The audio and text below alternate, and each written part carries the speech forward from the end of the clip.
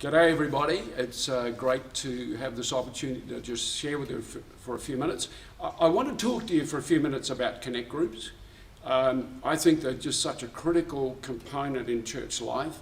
As the church gets bigger, the church has also got to get smaller to engage people and build relationship and all of that kind of thing. And you know, throughout Scripture there's a real emphasis on teams. We do read about individuals, of course, and their lives and ministries, but generally around them there's a team.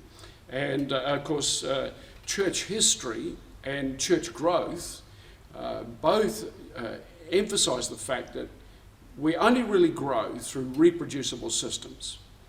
We have to have systems in church life that intentionally grow other people, disciple them.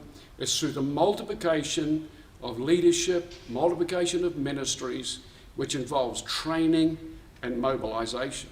And the best place for that to happen actually is in the connect groups.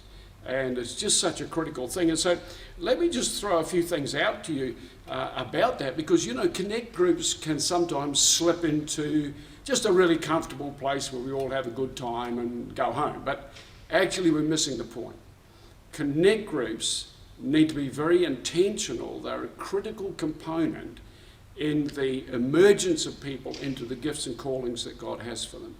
And as well, of course, of pastoral care and, you know, building of relationships and all of those kind of things.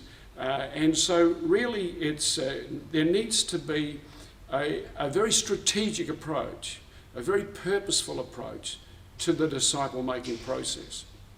And so some important things, and I don't want to talk to you very long, but I just want to highlight one or two things that are critical if that's going to happen. If we really are going to build connect groups that are powerfully releasing people and growing people, then there's some things we have to talk about. Number one probably is the motivation and focus of the connect group leaders, because it's got to be more than just pastoral care and you know, and having a good time and all of that. We have to embrace the challenge of discipling people, and we have to develop the skills that enable us to do that. And I know in the churches that we've pastored and the churches that we're currently involved with, we would say to department leaders, connect group leaders, right across the church, you must be investing in at least one or two Joshuas. There has to be assistant leaders, Timothys, whatever you want to call them, but people that you know, you're strategically working with to reproduce yourself, to work yourself out of a job, if you like. And so that becomes a really critical thing, multiplying yourself. With the connect groups, we've always run connect groups, or maybe not always, but after a few years, the churches I've pastored have had a very strong focus on connect groups. And so we just found that instead of appointing a connect group leader and expecting them to do anything, we would build a connect group team, leadership team.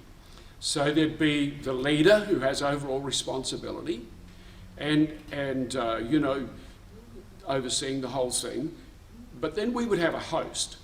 You know, there's some people that probably could never lead a group, but they've got a home that they'd be prepared to open. And so their responsibility is simply provide the home, make sure it's tidy, there's a bit of nice background worship music and that kind of thing, and that's their role. And sometimes for a leader of a connect group, it's fantastic not to have to do it in your own home, but to be able to, you know, not have the pressure of having all that set up, perhaps with family or whatever else. And then the third person on the team would be we generally call them the assistant leader. And their responsibility would be to work with the leader in connecting new people, in recruiting new people coming to the church, getting them plugged in, new converts, getting them plugged in, and also to oversee the catering, so that, you know, running the roster for who brings what for supper or whatever it is you do, so that the host doesn't have to worry about that. And what we found was it actually released a lot of other people into ministries and into, you know, there are people that have gifts of hospitality and they're able to function within that, but they're not going to lead a group.